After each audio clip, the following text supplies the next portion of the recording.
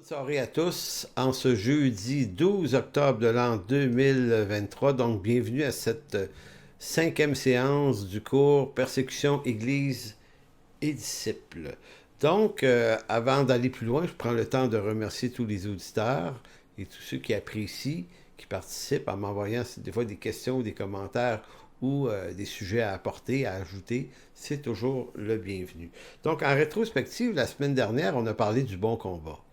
On avait parlé de trois choses, donc le bon combat. Donc, qu'est-ce que la foi en contexte de souffrance et de persécution? Parce que la foi, dans ce contexte-là, prend une mesure, elle prend une texture, et l'Écriture traite de ce sujet-là. Donc, on a vu ça dans la séance 4. On a parlé également du temps, de la patience et le temps que Dieu prend pour accomplir son œuvre. On avait notamment donné plusieurs exemples, dont celui que j'aime bien, qui est Moïse. Moïse, appelé libérateur d'Israël, va attendre 40 ans avant de poser un premier geste libérateur qui finalement va être une erreur par l'assassinat d'un Égyptien. Et donc, il va se passer un autre 40 ans avant que Moïse soit appelé pour libérer le peuple. Pendant tout ce temps-là, le peuple souffre quand même. Le peuple est exploité. Maintenant, qu'est-ce que ça doit nous dire sur comment Dieu opère toute chose dans son dessein? Donc, son dessein et le temps qu'il prend pour exécuter son dessein, c'est pas notre temps à nous. Donc, Dieu n'est pas dans notre nervosité à nous. Il n'est pas dans notre 21e siècle de stress, d'accommodement en toute chose, de rapidité, de rendement. Donc, Dieu ça ne s'ajustera pas à comment on voit les choses. C'est nous qui devons apprendre à marcher avec lui selon son dessein et son timing à lui. On avait parlé également du renouvellement de l'intelligence la semaine passée, Romains 12, 1 et 2, élément très important. Donc, ce soir, on va prendre trois sujets très intéressants. Le premier, c'est le Dieu comme unique mesure de la réalité humaine. Ici encore, c'est un peu une suite de la semaine passée, le timing de Dieu, mais plus précisément en rapport avec l'histoire. Nous, ce qu'on pense, ce qu'on ressent, ce qui apparaît une évidence à nos yeux, c'est que l'histoire de l'humanité, c'est l'histoire de l'homme. Euh, Si on est incroyant, ce n'est que l'histoire de l'homme et de ses accomplissements, de ses réussites, de ses échecs. Mais bibliquement parlant, ce n'est pas l'histoire de l'homme, c'est l'histoire de Dieu. Dieu, en tant que créateur, est à l'origine de tout ce qui existe, l'univers, la matière, la vie. C'est lui qui tient toute chose entre ses mains. C'est de lui qu'on tient le mouvement, la vie et l'être, nous dit l'apôtre Paul en Acte 17 notamment.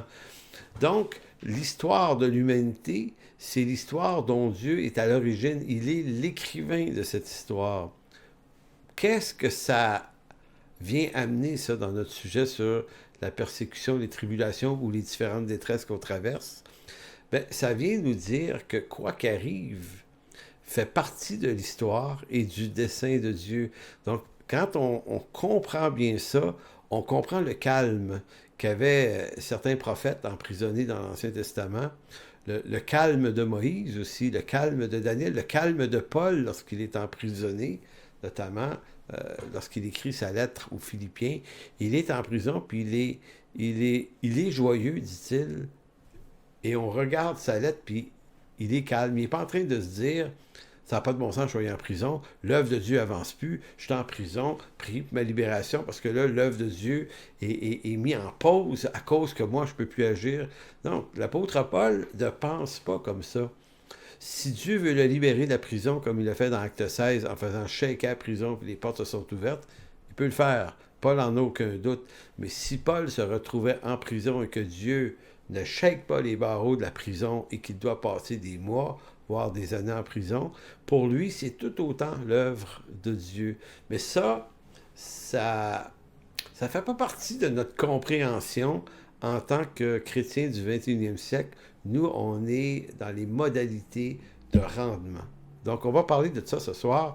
On va parler du séjour des morts qui est vaincu, notion très importante. Et troisième sujet, nous sommes enfants de Dieu. Quelle importance ça a? Qu'est-ce que ça ajoute à notre connaissance de l'Évangile en période difficile? Donc, commençons tout de suite par le premier sujet, le temps de Dieu ou Dieu comme unique mesure de la réalité humaine.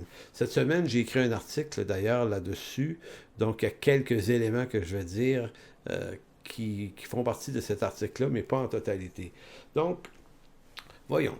Lorsque nous observons l'attitude des apôtres en période de persécution, on observe des hommes relativement calmes, parce qu'ils savent une chose que nous devrions tous savoir. Laquelle? C'est que l'œuvre de Dieu à laquelle nous sommes appelés, comme eux, est une œuvre dont le résultat appartient à Dieu, à son histoire et à son temps à lui. Puisque Dieu est l'auteur du narratif de l'histoire de l'humanité, et ce malgré la chute qui est venue l'obscurcir, y mettre le chaos, eh bien Dieu est suffisamment puissant, souverain, pour être capable d'opérer toute chose selon son dessein, à travers même ce chaos. Donc c'est à ce point qu'il est souverain. Donc le chaos, la chute, n'empêche pas Dieu de révéler toute chose, et la raison de la création, de l'existence de la matière, de l'existence de la vie, de l'être et de l'homme, Dieu a toujours eu une seule intention, de révéler son Fils. Donc, il est l'alpha, l'oméga, le début, la fin. Il n'existe rien d'autre après ni avant lui. Donc, c'est Dieu qui fixe les temps et les moments de l'histoire pour agir selon son dessein éternel. Certes, l'homme répond à l'appel de Dieu. L'homme est appelé. L'homme est porteur d'une responsabilité. C'est-à-dire qu'il peut, comme vous et moi, répondre ou pas répondre. Mais peu importe ce qu'on fait, Dieu ne sera pas empêché d'accomplir son dessein. Par contre, pour nous, c'est important de répondre. Donc, Dieu nous appelle à être participants à cette œuvre. Il l'a fait par nous, à travers nous quand même. Donc, on ne peut pas expliquer tout le filage, la finesse de comment Dieu opère toute chose en nous par son Fils. C'est une complexité absolument incompréhensible pour nous.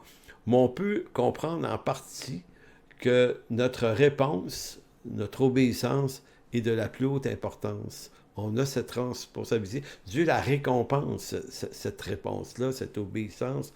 Donc, on ne peut pas devenir des gens qui disent bon, Dieu est souverain, donc je peux aller me coucher, dormir, rien.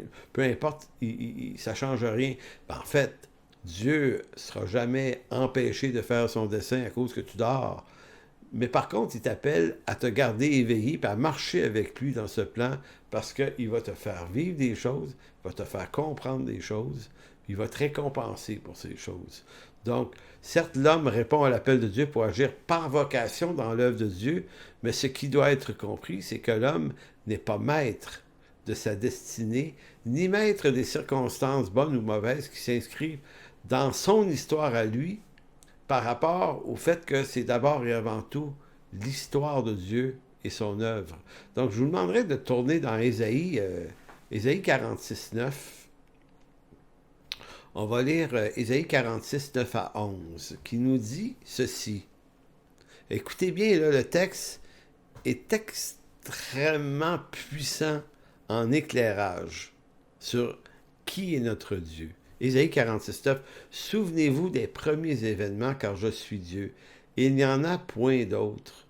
Je suis Dieu et rien n'est semblable à moi. J'annonce dès le commencement ce qui vient, par la suite et longtemps d'avance ce qui n'est pas encore accompli. Je dis, mon projet tiendra bon et j'exécuterai ce que je désire. J'appelle de l'Orient un oiseau de proie d'une terre lointaine, l'homme qui accomplira mes projets, ce que j'ai dit, je le fais arriver, ce que j'ai conçu, je l'exécute. Ésaïe 46, 9 à 11, c'est fantastique. En d'autres mots, Dieu est en train de dire que sur cette glace, pour prendre l'image du hockey, il est le seul joueur sur la glace de la souveraineté. Donc, il n'y a aucun démon, aucun esprit, aucun homme, aucune créature quelconque qui de loin même peut compétitionner. Donc, Dieu est en parfait contrôle. Nous existons, en d'autres mots, parce que Dieu nous a appelés à l'existence. On n'a pas de vie autonome de lui, même séparés par la chute, notre vie reste entre ses mains. Malgré séparés de Dieu à cause du péché, c'est quand même de lui qu'on tient la vie, l'existence, l'être, la respiration et toutes ces choses. Donc nous existons parce que Dieu, d'une part, de toute éternité, nous a appelés à l'existence et parce qu'il maintient cette existence. Non, c'est quoi ça, l'importance de ça? Mais c'est parce que, dites-vous, frères et sœurs, que si un jour on entre dans des périodes difficiles, ça ne signifiera pas que Dieu a perdu le contrôle. Ça ne signifiera pas que Dieu échoue dans son histoire parce que on a mal, on souffre et qu'on n'aime pas ce qui est en train de se passer. Non, on est dans son histoire toujours de toute manière. Tout ce qui se passe en ce monde depuis la création n'est pas tout à fait ou exactement l'histoire de l'homme, que plutôt l'histoire de son créateur qui dirige toutes les circonstances qui s'inscrivent dans son narratif sur l'existence de l'homme. Donc Dieu a écrit l'histoire. Il est un peu comme l'auteur d'un bouquin. Et voici l'histoire, voici ce qui se passe, voici d'où ça vient, voici ce que c'est, puis voici vers où ça va. Donc, comprenez que l'intérêt de comprendre ça, c'est parce que beaucoup de frères et sœurs qui viennent de milieux un peu plus charismatiques, puis je ne dis pas que tous les milieux charismatiques correspondent à ce que je vais dire là, mais c'est qu'ils voient plus un Dieu en dualité avec Satan. Donc Dieu a besoin de nous pour qu'on l'aide par nos prières, nos intercessions, certaines autorités, pour toujours chasser le malin de tout ce qui nous semble, à nos yeux, pas une bonne chose pour l'œuvre de Dieu, comme si Dieu était comme un peu coincé avec notre zèle ou notre manque de zèle. Et là, je ne veux pas rien enlever à la prière, mais la prière sert énormément et beaucoup plus davantage à nous approcher de Dieu pour comprendre son dessein. C'est notre rencontre, c'est notre rapport, c'est notre communion avec lui par l'écriture. Donc la prière nous permet, et oui, Dieu répond à nos prières aussi, mais il va toujours répondre à ce qui est selon son dessein, et jamais selon le nôtre, qui ne serait pas le sien. C'est de son histoire dont il est question, et non de la nôtre ou celle des apôtres. C'est pour ça que je vous disais, les apôtres ont tous été persécutés. À notre connaissance, ils sont à peu près tous morts par persécution. Et ils n'en font pas un gros plat de ça. Donc, parce qu'ils comprennent, ce que nous devrions tous comprendre, c'est que c'est de l'histoire de Dieu dont il est question. Bien qu'ils soient appelés, ces apôtres, et vous-même et nous-mêmes par Dieu, à faire partie de cette histoire de la rédemption, cette histoire s'inscrit néanmoins dans le temps et dans l'histoire de Dieu. Je vais vous lire, j'aimerais vous faire une référence à un article fort intéressant de Florent Varac, un pasteur français qui répond à des questions très excellentes, d'accord. D'ailleurs, Florent Varac a écrit un article, j'ai mis la main là-dessus, c'est sur Internet, vous allez trouver ça facilement. Très bon, je vous le recommande. Je crois qu'il y a un enseignement vidéo aussi là-dessus, là, mais ça s'intitule comme ceci. Dieu est-il au contrôle de notre monde et de son histoire? Maintenant, au contrôle de ce monde et de son histoire. Donc, je répète ça, Dieu est-il au contrôle de notre monde et de son histoire? De son histoire en particulier, c'est ce qui a attiré mon attention comme historien parce que, effectivement, est-ce que tout ce qui se passe dans l'histoire de l'humanité est sous le contrôle de Dieu, si tant est que nous savons que la rébellion du diable et du malin, la chair de l'homme qui est inimitié contre Dieu. Donc, la question, au fond, c'est est-ce que Dieu est néanmoins au contrôle malgré les chaos qui se sont installés, malgré la rébellion de l'homme? Et Dieu est-il... Et là, il fait une liste assez exhaustive, je dirais une douzaine de points, environ 12 points, qui montrent des domaines dans lesquels Dieu se dit au contrôle. Et quand je vais vous lire ça, ça va peut-être vous déranger. Parce qu'il y a plein de choses là-dedans qu'on se dit, oui, ça va, on comprend, on est d'accord que Dieu contrôle ça, mais on est moins d'accord lorsque ça nous semble contraire à notre éthique à nous. Je vais vous donner un exemple. Dans Matthieu 10, 29, Florent Varac relève le fait que Jésus va dire que Dieu est au contrôle de la chute d'un moineau. Dans Proverbe 16, 33, Dieu est souverain sur le lancer des dés. Bon, OK. Mais dans le psaume 44, 11, Dieu se dit souverain sur un massacre qu'il y avait eu parmi son peuple, Israël. Là, c'est curieux de dire ça, là. Mais c'est en train de se passer en ce moment par le Hamas. Donc, nous, on est toujours coincés dans un double point de vue. D'un côté, humainement parlant, on trouve ça effrayant qu'un regroupement terroriste comme le Hamas ait pu perpétrer des meurtres aussi cruels et sordides que de massacrer des enfants. Donc, humainement, ça n'a aucun sens. Et devant Dieu, les gens qui ont fait ce genre de crime vont rendre compte. Tu ne tueras point, dit la loi de Dieu, là. Donc, il n'y a aucune justification au meurtre. Donc, à la fois, ceux qui le font sont hautement coupables devant Dieu, que ce soit en Israël ou ailleurs dans le monde, de toute façon, coupable. Le meurtre est toujours un acte coupable. Mais à la fois, Dieu, dans sa souveraineté, fait des choses qui appartiennent à son dessein. Et des fois, ça nous paraît cruel, mais Dieu est quand même souverain. Donc, c'est ce que le psaume 44, 11 nous dit. En Proverbe 21, 1, Dieu est souverain sur les décisions des rois. En Exode 44, 11, sur la perte de la vue. En 2 Samuel 12, 15, il se dit souverain sur la maladie des enfants. 1 Samuel 2, 7, les pertes des gains d'argent. 1 Pierre 4, 19, souverain sur la souffrance des saints. Hébreux 12, 4 à 7, il est souverain sur la persécution que subissent les chrétiens. Dans 2 Timothée 2, 25, Dieu est souverain sur la repentance de ceux qui viennent à lui. Dans Philippiens 1, 29, Dieu est souverain sur le don de la foi. Dans Philippiens 3, 12 et 13, il est souverain sur la poursuite de la sainteté. En 1 Samuel 2, 6, le don de la vie et de la mort appartiennent à l'Éternel. Et un dernier, Acte 4, 27 et 28, dans la prédication de Pierre, Dieu était souverain sur la crucifixion de son Fils, Jésus-Christ. Donc, je ne sais pas si vous voyez l'ensemble des choses. M. Varac ne l'invente pas, là. Il fait juste citer l'Écriture. Maintenant, c'est intéressant parce que notre perspective sur Dieu doit être affectée non pas par ce qu'on en pense, mais comment Dieu, dans sa parole, se décrit. La question, c'est pas « mais moi, je suis d'accord, moi, je suis pas d'accord ». T'es pas d'accord avec quoi? C'est l'Écriture qui le dit. Dans le protestantisme, sola scriptura, c'est très, très important. Ce qui nourrit ma foi, ma croyance, c'est l'Écriture. C'est pas mon interprétation de l'Écriture. Je peux avoir une interprétation, une compréhension, mais ce qui est inspiré est vrai. C'est ce que l'Écriture dit aux premiers abords. Oui, Dieu contrôle tout.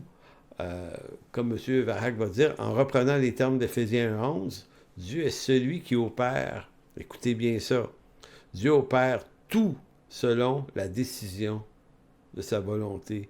Dieu opère tout selon la décision de sa volonté. Donc, Dieu est donc capable d'accomplir ce qu'il désire et n'est limité par aucun autre pouvoir qui pourrait s'opposer à lui.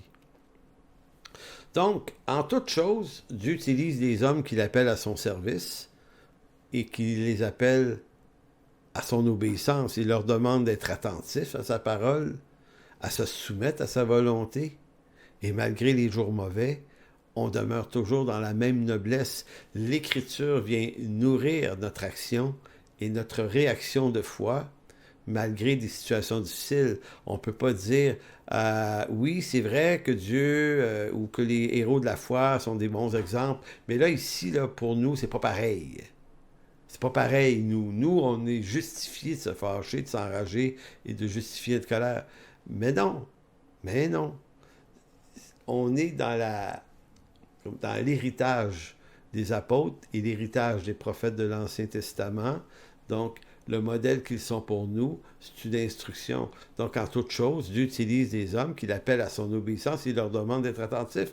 Dieu récompense ceux qui marchent fidèlement avec lui. Donc, on peut réjouir le cœur de Dieu, tout comme on pourrait l'attrister. Donc, on n'est pas des robots.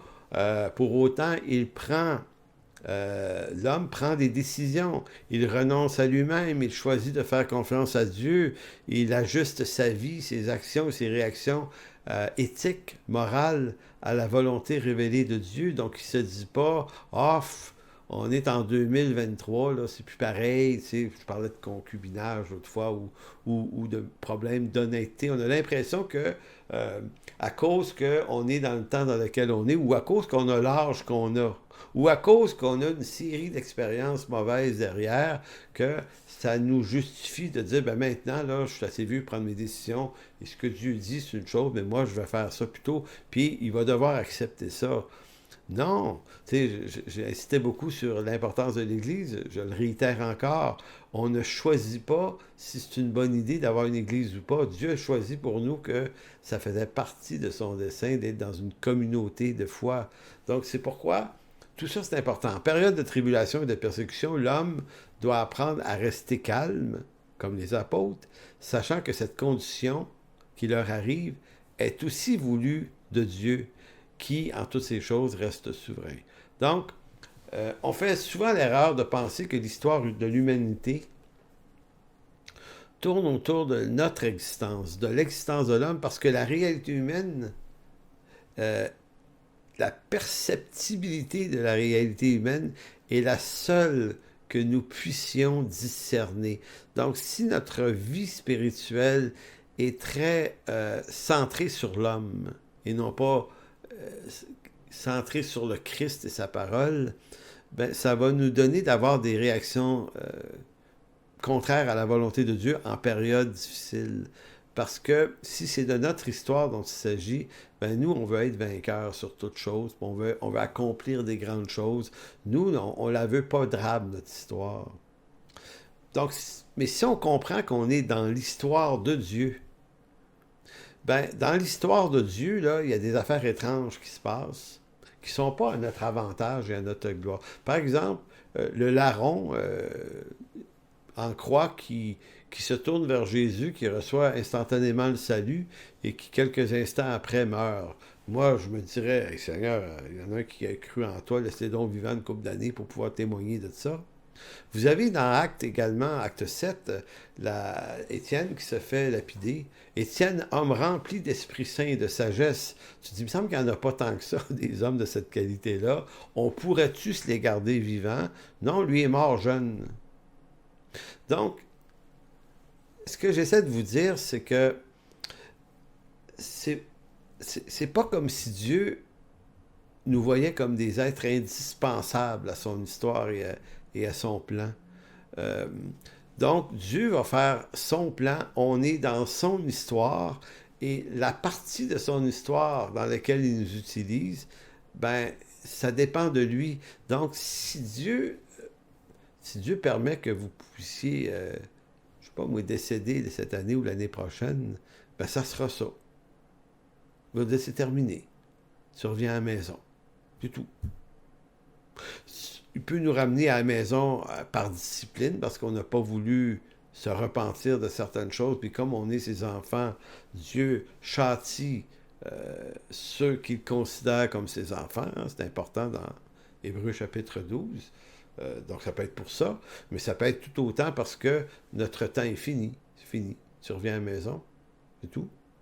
Oui, mais Dieu, il ne pourra pas se passer de moi, là. Tu sais, dans mon église, je suis le pasteur. Tu dis ça, c'est pas ton problème, c'est pas ton histoire. C'est mon histoire. Moi, je t'avais invité dans mon histoire. Maintenant, mon histoire, moi, elle continue, puis j'appelle qui je veux. Donc, or, ce n'est pas la réalité humaine qui donne à Dieu un sens et une valeur à son œuvre ou à sa réalité transcendante, mais c'est bien la réalité et l'existence de Dieu qui donne un sens et une valeur à notre existence à nous. C'est parce que Dieu le veut que l'existence humaine prend forme dans une réalité qui lui est donnée par Dieu. Je ne sais pas si vous voyez, c'est intéressant ça. Je relis ça. C'est parce que Dieu le veut que l'existence humaine prend forme dans une réalité qui lui est assignée et donnée par Dieu. C'est parce que Dieu existe d'abord que l'homme trouve sa place dans son histoire à lui, qui est moins l'histoire de l'homme que l'histoire de Dieu. Dieu existe, c'est pour cela que l'homme existe, c'est pour cela que toi puis moi, on existe. C'est Dieu qui est maître de cette histoire parce qu'il est l'alpha et l'oméga, et qu'en dehors de son existence, il n'existe aucune réalité existentielle. Là ça, c'est vraiment, vraiment puissant à comprendre. Quand dans l'Apocalypse 22, Dieu, en Jésus-Christ, se décrit comme l'alpha et l'oméga, c'est pas seulement une mesure de temps terrestre, cette affaire-là. Le jour vient où l'homme, dans toute son arrogance, va être précipité devant la réalité de la vraie mesure des choses, non plus selon son point de vue séparé de Dieu, mais selon le point de vue de Dieu. Regardez comment Jean nous rappelle ça dans son Apocalypse. Il va dire, Apocalypse 22, 12 et 13, « Voici, je viens bientôt. » Donc, à son retour, là, voici ce qui va se passer. Il dit, « Et ma rétribution est avec moi pour rendre à chacun selon ce qu'est son œuvre. » Donc, il n'y a pas de salut universel ici, là. Il vient pour prendre ceux qui lui appartiennent, son Église, qui est son royaume. Hein? Il amener ce royaume, cette Église, dans la plénitude des promesses de la gloire. Donc, tous, juifs et païens, en un seul corps. Mais il vient également avec la rétribution. Donc, ceux qui ont résisté à son salut, s'en vont dans une perdition éternelle. Et si jamais vous écoutez cette prédication-là, que vous n'êtes pas convaincu d'être sauvé, tournez-vous vers lui, là, ce soir, puis Dieu refuse personne. Quiconque vient à lui, il les accepte, il les prend. Allez à lui, demandez-lui pardon, reconnaissez votre condition pécheresse, puis remettez-vous entre ses mains. Il va vous sauver. Et ça va avoir pour vous une conséquence éternelle très, très différente. Maintenant, Dieu dit ceci, c'est qu'il va rendre à chacun selon son œuvre. Et je suis l'alpha, l'oméga, le premier et le dernier, le commencement et la fin. Hein? Donc, il répète 3 fois la même idée, la même instance. Je suis l'alpha, l'oméga, le premier et le dernier, le commencement et la fin. Dans l'histoire du temps, ce que cette affirmation-là veut dire, c'est qu'il n'y a de réalité qu'en Jésus-Christ. Si là, vous jetez un regard sur l'histoire, le avant, pendant, après, là, dites-vous que avant lui, il n'y a rien. Il n'y a rien, il n'y a même pas un vide. Il n'y a rien. Puis après lui, il n'y a rien. Il est le commencement, il est la fin. Il n'y a rien d'autre. C'est pas comme si Dieu s'est installé dans quelque chose de préexistant à lui, donc il a occupé de l'espace dans ce grand espace. Non, Dieu est à lui seul tout l'espace du temps et de l'espace-temps. Donc c'est pour ça que dans l'affirmation « Je suis l'alpha, l'oméga, le premier, le dernier », et ainsi de suite, il y a bien plus qu'un simple énoncé de la réalité de Dieu dans le temps. Il y a bien plus ici qu'une affirmation de sa plus haute forme d'autorité en disant « Je suis l'alpha, l'oméga ». Il y a aussi une posture d'autorité dans ça. Non, cette affirmation nous ramène à l'idée qu'en dehors du Fils, il n'existe aucune réalité, ni aucune humanité, ni rien. Et donc, aucune histoire non plus. L'histoire de l'humanité a pour seule mesure la réalité du Fils de Dieu qui en est le début, la fin et la réalité. En dehors de lui, il n'existe aucune réalité. C'est pour cette raison que tous ceux qui appartiennent à Dieu peuvent le connaître et se reposer en lui, parce qu'il est le maître de cette histoire qui est avant tout son histoire à lui. L'homme peut se reposer même lorsque les tribulations, les persécutions, les difficultés de toutes sortes l'atteignent. Au-delà des souffrances et des persécutions que ce monde impose à l'Église, Dieu reste en contrôle parce qu'il est le Seigneur de toute création. Et quiconque devait même potentiellement en mourir, serait simplement récupéré instantanément dans le royaume de Dieu. Pourquoi? Parce que la mort a été vaincue. La mort de Christ, c'est, comme disait John Owen, la mort de Christ, c'est la mort de la mort. Il a assassiné la mort. La mort ici, au sens adamique du terme, c'est-à-dire que par la chute adamique, la désobéissance, la mort s'est installée, hein, par condamnation. Tous meurent. Tous sont condamnés à une perdition éternelle. Mais en Jésus-Christ, le processus est renversé. Bien qu'on va physiquement mourir, parce qu'on est, notre corps est sous cette condamnation, un corps nouveau, glorifié, nous y attend dans ce royaume en haut. Donc, par sa mort et sa résurrection, Jésus a vaincu la mort et le séjour des morts. Tous ceux qui appartiennent au Seigneur ne sauraient mourir de la mort et de la condamnation éternelle.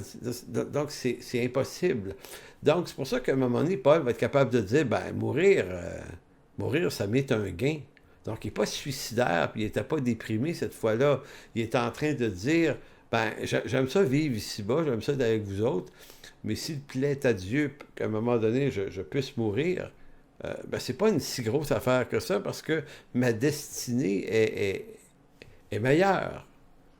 Donc, le croyant, parce qu'il fait confiance à Dieu, ne regarde pas la persécution simplement comme un problème, c'en est un là, en passant, mais la regarde comme une situation permise par Dieu. L'Église, qui est le peuple de Dieu, est désormais un peuple inébranlable, car rien ne peut s'imposer, se prévaloir à l'Église, car elle est entre les mains du Christ ressuscité. Donc, allons dans Matthieu 16 pour constater une affirmation que les catholiques ont pris pour eux-mêmes en disant que Pierre était le premier pape, mais en réalité, c'est vraiment pas de ça dont il est question. Mais c'était dans le fameux « Qui dites-vous que je suis » Matthieu 16, 17 et 18. Matthieu 16, 17 et 18, il dit « Et vous, leur dit-il, qui dites-vous que je suis? Simon-Pierre répondit, tu es le Christ, le Fils du Dieu vivant. » Jésus, bon, c'est une affirmation, là. Tu es le Christ, t'es le Messie, t'es celui qu'on attend. T'es celui que décrivent les prophètes et toutes les promesses de l'alliance dans laquelle on est, l'alliance de la loi et l'alliance mosaïque, mais l'alliance abrahamique aussi. Là. Donc c'est toi, ça. Ça doit être fascinant pour les apôtres de dire, OK, on entend parler de ça à la synagogue depuis qu'on est tout petit. Là. Il va venir, on l'attend. Et tout à coup, Pierre dit, hey, t'es là, t'es devant moi. Là. Celui qu'on attend, là, c'est toi. Jésus, reprenant la parole, lui dit, tu es heureux, Simon, fils de Jonas, car ce ne sont pas la chair et le sang qui t'ont révélé cela, mais c'est mon Père qui est dans les cieux. Déjà, là, ça montre que c'est pas l'intelligence et le bon discernement de Pierre qui le fait parler. Jésus lui dit, pense pas que tu l'as vu de toi-même, cette affaire-là. Tu l'as vu, mais tu l'as vu pour une seule raison. C'est parce que mon Père te l'a révélé.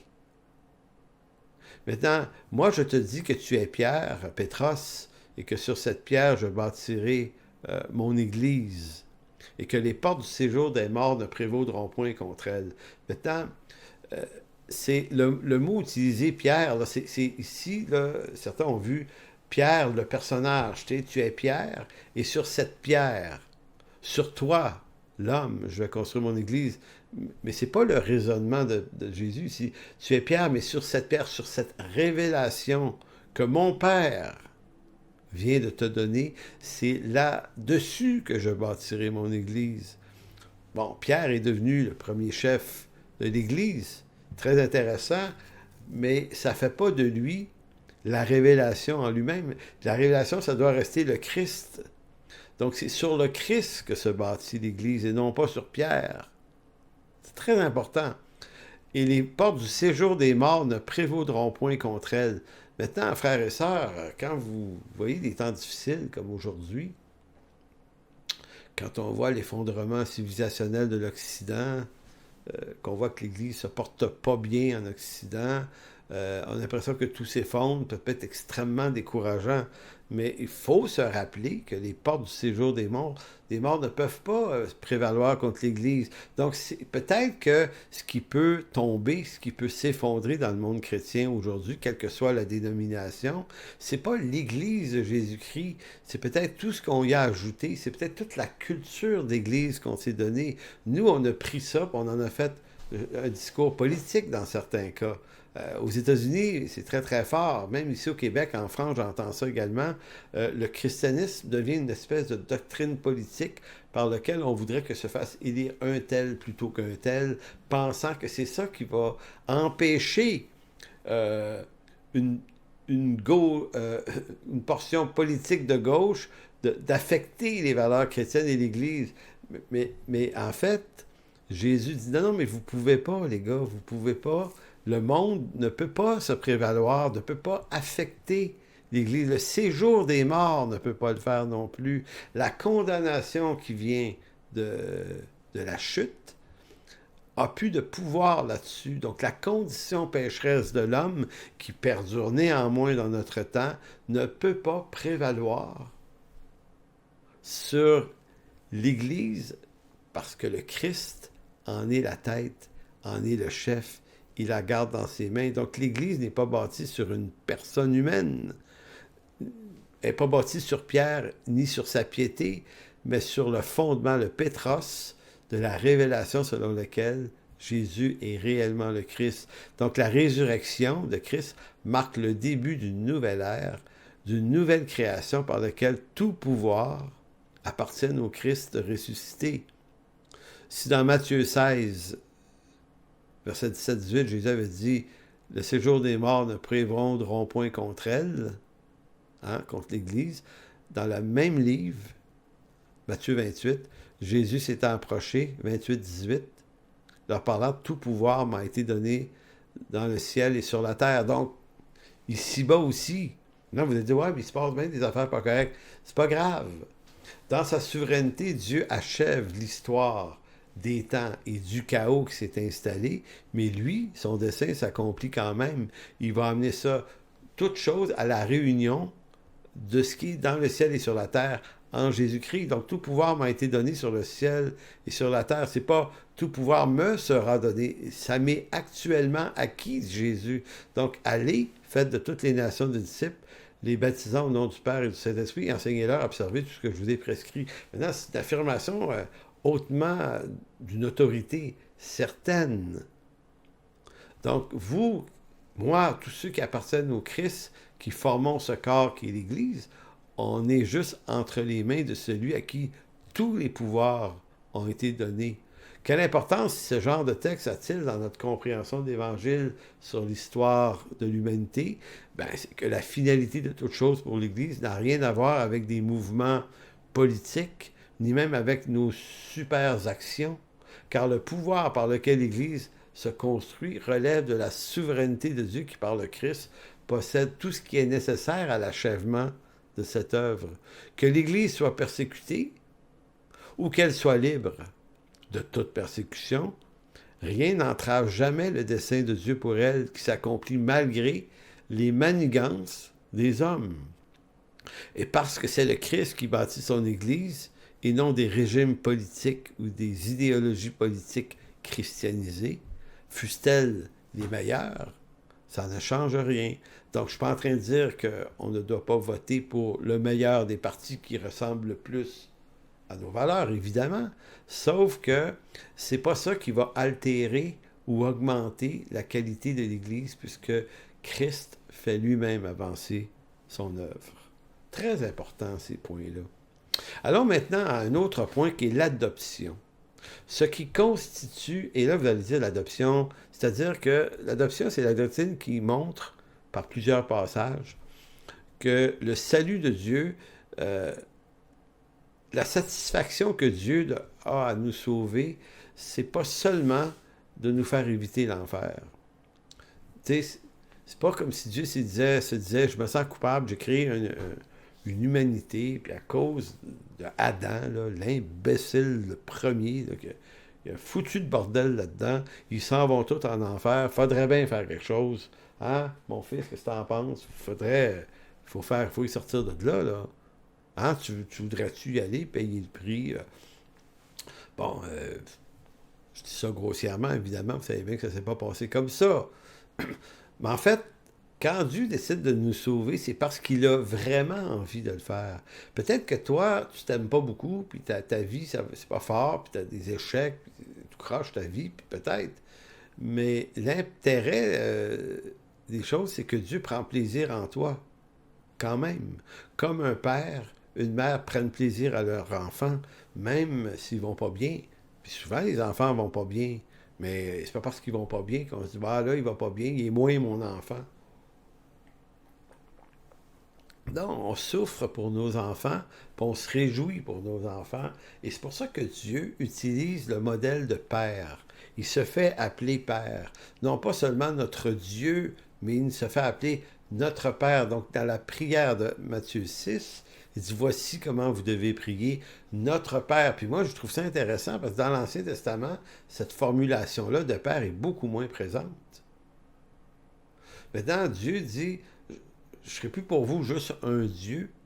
Pour ceux qui m'appartiennent, là, je suis pour vous un père. Mais un père dans l'idéal de ce que c'est un père. Et un père n'abandonne jamais ses enfants. Il souffre avec eux, il se réjouit avec eux. Donc ce qui constitue le plus grand besoin d'un enfant est de se sentir en sécurité auprès de ses parents. Savoir qu'il est aimé, savoir que l'enfant est aimé et que rien ne pourrait le séparer de l'amour de ses parents, est un des sentiments les plus puissants qui lui permet de traverser les moments difficiles de la vie, car il sait qu'il ne sera jamais abandonné, même dans les pires moments de sa vie. Et c'est pas pour rien que Paul a écrit là, dans la dernière section de Romains 8, « Qui peut nous séparer de l'amour de Dieu en Jésus-Christ? Serait-ce la tribulation, l'angoisse, et ainsi de suite? Rien ne peut nous séparer de l'amour de Dieu. » Mais pourquoi? Ben parce que Dieu nous a adoptés, d'où l'importance de la doctrine de l'adoption. Donc, ce n'est pas juste une figure ici. Nous sommes enfants de Dieu. Un enfant, écoutez, puis reprenons l'exemple d'une famille normale là, ici-bas. Un enfant qui serait maintenu dans un état d'incertitude quant à son appartenance à la famille ou à ses parents ne pourra jamais vivre une relation saine, solide et mentalement bien structurée, car l'idée qu'il pourrait être rejeté s'il n'est pas assez performant ou rentable pour la famille, c'est un sentiment totalement destructeur. Donc, on sait, nous, comme parents, l'importance qu'on a pour nos enfants. Un parent, à moins d'être complètement idiot, ne dira pas à son enfant, papa ou maman, elle t'aime, ou elle va t'aimer plus si tu fais ceci, elle va t'aimer plus si tu fais pas ceci. Donc, de toujours être en train de mettre l'enfant dans le doute quant à l'amour de ses parents et de lui faire et de le manipuler en lui disant « On t'aime, mais ça dépend de tes performances. » Si vous faites ça, repentez-vous, là. Même des gens de ce monde qui ne connaissent pas l'Évangile comprennent très bien cette réalité-là, des excellents parents qui vont dire non, non, on aime nos enfants, puis on les aime d'autant plus qu'ils traversent des moments difficiles, puis on ne mettra jamais l'amour comme condition à la relation. Ça n'a tellement pas de bon sens. Mais il y a des prédicateurs qui font poindre cette idée-là par la perte du salut. Donc, devant l'évidence des vents contraires qui s'amènent contre le christianisme et l'Église, voyez-vous à quel point c'est important de fortifier notre attachement et la sécurité qui nous lie au Père. Puis c'est pas juste on va s'encourager, on va se faire accroire que Dieu nous aime beaucoup, on ne veut pas perdre notre salut. Non, non, on ne le fera pas accroire. On va réaliser que c'est réellement ce que l'Écriture enseigne. Dieu ne rejette pas ses enfants. Que fait-il avec ses enfants quand ils sont désobéissants? Il les corrige. Hébreux 12, il corrige ceux qu'il aime et qu'il tient pour ses enfants. Si quelqu'un est exempt de toute correction quand il s'éloigne de Dieu complètement, ben c'est qu'il ne lui appartient pas. Donc, si ça t'arrive, tu as une chose très, très simple à faire. Tu dis, c'est pas parce que je suis allé dans une église, je suis né dans une famille chrétienne, que ça me sauve. Parce que je suis en train de voir que je marche contrairement à sa volonté, puis tout va bien. Ben, si tout va bien, une mauvaise nouvelle. Tu lui appartiens pas. Donc, repens-toi, retourne à lui, puis enlève de ta vie ce qui n'est pas sa volonté, même si ces choses-là, tu les aimes beaucoup, beaucoup, beaucoup. En tout cas, fais cet effort dans cette direction-là. Ça va être dur, là. Ça va être dur. Ça va peut-être pas toujours la victoire que tu aimerais avoir, mais c'est ça quand même. Maintenant, si tu appartiens vraiment au Seigneur, il va te corriger, puis il va te ramener, puis il va te relever. Parce que c'est ce qu'un père fait, c'est ce que Dieu fait aussi. Mais jamais Dieu va faire jouer l'amour de Dieu comme condition. Vous savez, par adoption, on est fils de Dieu. On est gens, des citoyens, des concitoyens de la maison de Dieu, nous dit Éphésiens 6, chapitre 2, vers la fin. Maintenant, voyez-vous que si vous êtes citoyen canadien ou français ou américain, il se peut que vous soyez un excellent citoyen honnête, il se peut que vous soyez un citoyen moins honnête. Maintenant, que se passe-t-il? Si vous commettez un crime qui mérite la prison, par exemple, on ne vous enlève pas votre citoyenneté. Vous devenez un citoyen en prison qui va purger sa peine jusqu'au terme prévu par le magistrat. Après ça, on va vous relâcher et vous allez posséder les mêmes droits, la même appartenance qu'avant votre emprisonnement et pendant votre emprisonnement. Donc, même nos États ont compris l'importance de sécuriser les citoyens dans une alliance qui est irréversible. Donc, dernièrement, j'entendais un prédicateur français qui évoquait la perte du salut comme, selon lui, qui était une évidence. Il disait, ouais, il est écrit que votre nom peut être effacé du livre de la vie. Voyons, c'est évident, tu peux perdre ton salut. Ce qu'il ne semble pas comprendre dans l'histoire du livre de la vie, c'est que le livre de la vie contient le nom de tous les êtres vivants dans l'histoire de Dieu. Maintenant, tous ceux dont le nom n'est pas inscrit dans le livre de vie de l'agneau, celui des rachetés, mais qui est juste dans le livre de vie. En d'autres mots, le livre de la vie va être délesté de tous les noms de ceux qui n'ont pas été sauvés par le sang de l'agneau. Maintenant, ce n'est pas de perte de salut dont il est question ici. C'est que Dieu, à un moment donné, va faire la liste, imaginons là, l'histoire, là, c'est comme si Dieu, dans un livre, ne garde que le nom de ceux qui lui appartiennent et qui sont éternellement son peuple. Tous les autres sont effacés. Maintenant, si vous utilisez ça comme menace, comme levier de manipulation sur votre Église pour faire marcher les gens avec Dieu, ben vous causez un tort terrible à votre Église, en plus d'enseigner un mensonge que l'Éternel ne soutient pas. Donc moi, en écoutant cet homme, je me disais, à l'écoutant, je dis, il est vraiment ignorant de la saine doctrine du salut et de la rédemption. Je me dis, a-t-il traité ses enfants de cette façon-là? A-t-il dit à ses enfants, « Hey, je t'aime, mon chéri, mais si tu fais pas ce que je veux, je t'aimerai plus, puis je vais te rejeter, tu ne seras plus mon enfant. » Écoutez, il n'y a pas de parents chrétiens et même non chrétiens qui agiraient de la sorte. Parce qu'on disait, ben non, je ne peux pas renier mon enfant sous prétexte qui n'est pas exactement comme je voudrais. Je vais continuer à prendre soin de lui, je vais l'instruire, puis je vais le corriger, puis je vais faire ce qu'il faut pour l'éduquer au mieux de ma connaissance. Donc, c'est ça, c'est ça. Maintenant, si Dieu nous a fait ses enfants par adoption, ça signifie qu'on n'est pas des enfants illégitimes. Il a fait de nous des enfants, des vrais enfants de Dieu. C'est pourquoi la doctrine de l'adoption est si importante, et tout particulièrement en période de détresse, parce que c'est en période de détresse et de haute difficulté que tu as besoin de te souvenir que tu as un Père fidèle là-haut, là. Tu sais, ça va mal, là. Des fois, on prend des mauvaises décisions, puis des fois, c'est tout croche, puis des fois, c'est la santé qui nous lâche, la santé mentale, on va pas bien, on se jetterait nous-mêmes en enfer tout entier. Ce qu'on a besoin de se rappeler, c'est les bontés de l'Éternel, et de se dire, non, non, j'ai un Père là-haut, il prend soin de moi, il va me relever, et s'il ne me relève pas, je vais apparaître dans sa présence. Donc, il faut se nourrir de l'espoir de notre appartenance, parce que la certitude de notre appartenance par adoption à la famille de Dieu est un solide rempart contre les insécurités, les incertitudes que cette vie amène en abondance, et notamment quand tout va mal, et notamment si jamais un jour les persécutions devenaient torrides en Occident, qu'on perdait nos lieux de culte à la limite. Là, je ne suis pas en train de dire que ça va arriver, mais on sent un glissement lent vers ce genre de politique-là, et que l'Église, on ne sera plus capable de s'organiser comme avant, puis et beaucoup de chrétiens vont renier le Christ parce qu'au fond, ils étaient dans des églises pour aller chanter des cantiques quand c'était la fête, mais au jour du malheur, si ils rejettent tout ça en bloc, c'est parce qu'ils n'ont jamais appartenu au Seigneur. Donc on va se retrouver peut-être très peu nombreux, très désorganisés, mais ça, là, ça va être l'Église du Dieu vivant. Le séjour des morts ne peut rien contre elle. Donc, il va nous falloir être capable de vivre la foi sans les artifices que la culture nous a permis d'avoir. Pourquoi? Parce qu'on est fils et filles de Dieu.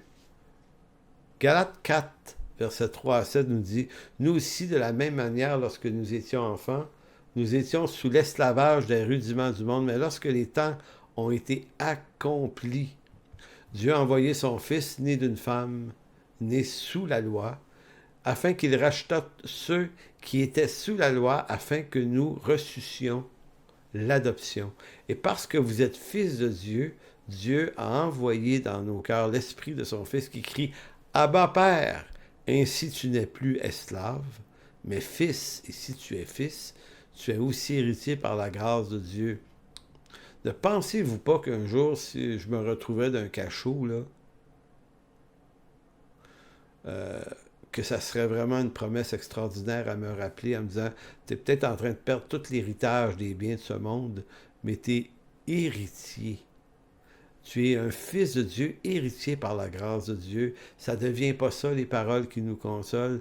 Donc Dieu a choisi de se nommer Père pour montrer le rapport et le lien indestructible qui nous relie, qui nous unit à lui en ce moment et ce pour l'éternité. D'ailleurs, allons dans Jean 8, 31, 36, dans cette fameuse discussion, écoutez bien la discussion, qui est très importante et très cohérente ici par rapport à l'adoption. Jean 8, 31, et il dit aux Juifs qui avaient cru en lui, « Si vous demeurez dans ma parole, vous êtes vraiment mes disciples. Vous connaîtrez la vérité vous affranchira. » Ils lui répondirent, « Nous sommes de la postérité d'Abraham et nous ne fûmes jamais esclaves de personne. Comment dis-tu, vous deviendrez libres? » En fait, c'est complètement idiot de dire ça. Nous ne fûmes jamais esclaves de personne. Ben oui, leurs descendants avaient été pendant 4 siècles esclaves de l'Égypte. Ils ont été ensuite pris entre les mains de Nabuchodonosor pendant au-delà de 70 ans, et ils se sont retrouvés coincés dans des énormes empires, dont l'Empire grec et l'Empire romain. Nous n'avons jamais été esclaves de personne, donc vous voyez tout de suite que le regard n'était pas tout à fait limpide. Et là, eux autres, leur argument, c'est, écoute, pourquoi tu dis qu'on va être libre? Nous, on est de la descendance d'Abraham. Nous sommes de la postérité d'Abraham. Donc, en d'autres mots, eux croient que faire partie de la descendance d'Abraham, donc être un juif, ça te sauve. Tu es officiellement un héritier.